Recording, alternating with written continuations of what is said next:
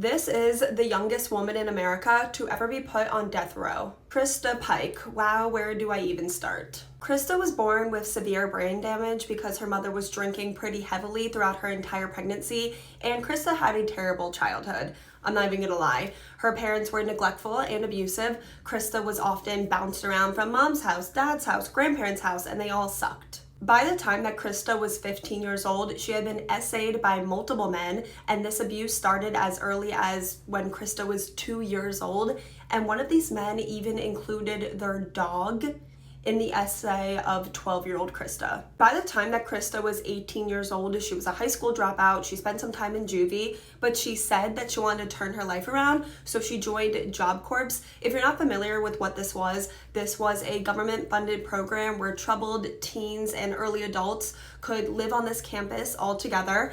They would finish their education, learn skills, so hopefully one day they could have a great career. But only after a few days on campus, Krista met 17-year-old Tadaryl Shipp, and they started this relationship. It was extremely toxic. Tadaryl was really into a lot of really weird, dark, creepy things, and this toxic, abusive relationship that they had completely distracted them from what they went to Job Corps to do, which was better their lives. Krista also started this feud, you could say, with another girl on campus, 19-year-old Colleen Schlemmer. Colleen was at Job Corps for all the right reasons. She really did want to better her life and have a great career one day with computers. That was her dream. But Colleen was sucked into this petty teenage drama by Krista. Krista was convinced that Colleen wanted her man, Tadaryl, and that Colleen was obsessed with her man. But if anyone in this case is obsessed with anyone, Krista was obsessed with Colleen. She was always talking about her, how much she hated her. She was pretty much stalking her around campus, threatening her and bullying her all the time. And then one day in January of 1999, Krista goes up to Colleen and asks if they want to call a truce, and asked her if she actually wanted to hang out that night, kind of like a peace offering. So that night, 18-year-old Krista, her boyfriend, 17-year-old Tadaryl, and their friend, 18-year-old Shadola Peterson, all lured 19-year-old Colleen off of campus, and then once they were alone in this creepy part of the woods that was like off of a park, Tadaryl and Crystal attacked Colleen while Shadola kind of stood back and was used as a lookout. This attack on Colleen lasted over 45 minutes and it was brutal. They were kicking her, beating her. They used a sharp weapon on her 300 times, and then they were dropping these big cement blocks on her until Colleen's skull was completely fractured. Krista even took a piece of the skull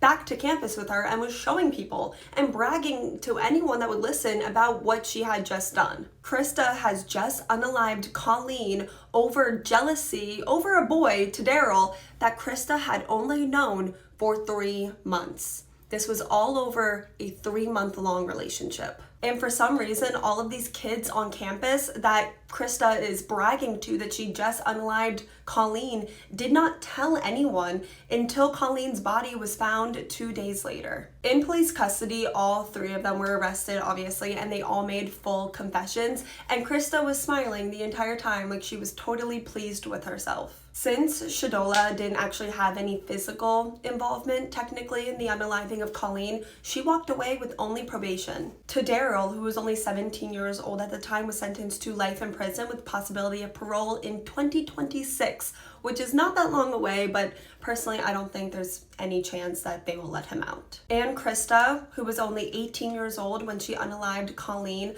tried to blame her actions on her bad childhood. We hear that all the time.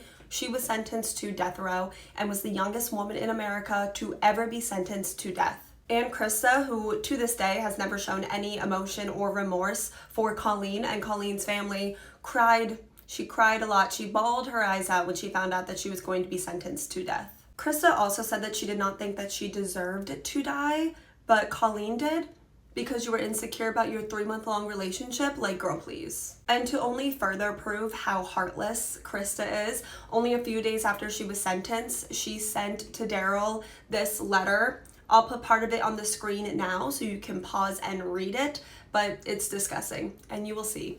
There is not an official date set to unalive Krista, but there's been a lot of talk recently to actually set a date since this happened all the way back in 1995. So if you want updates on that, you can always follow me. I'm constantly updating on the cases that we cover. There has been some controversy. Some people believe that Krista at 18 years old was too young for her sentence, also considering that Tadaro was 17. So, you know, a year, actually only a few months younger than Krista.